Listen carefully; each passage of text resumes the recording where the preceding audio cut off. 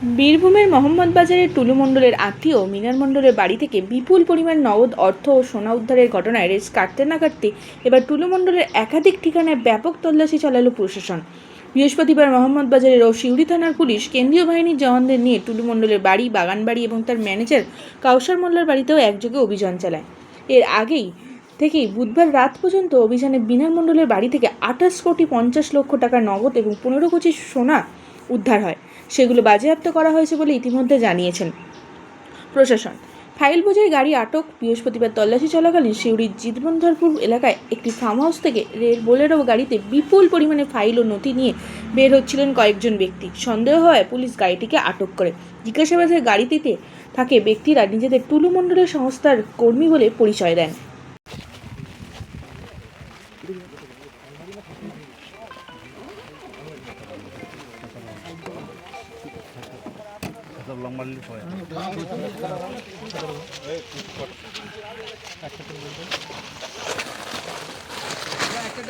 আমি দেখিয়ে দিচ্ছি স্যার, আর আপনার কাছে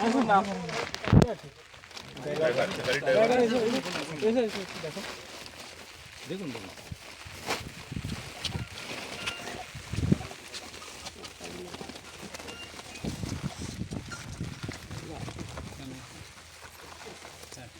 হ্যাঁ দেখছি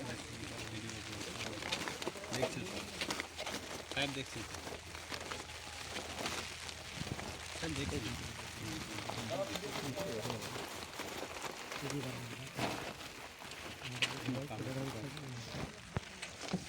এটাকে বেঁধে সাইড করো। হ্যাঁ হ্যাঁ বলো না না হ্যাঁ এখন দেখা যায় দেখছি স্যার, এই একটা বস্তা কি সুজিত হেল্প কর, একটু ভিডিও বন্ধ করো, একটু হেল্প কর না নিজে করে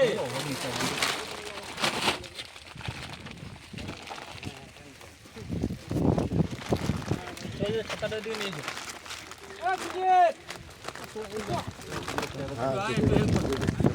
আমি একটা খুলে সব দেখেছি।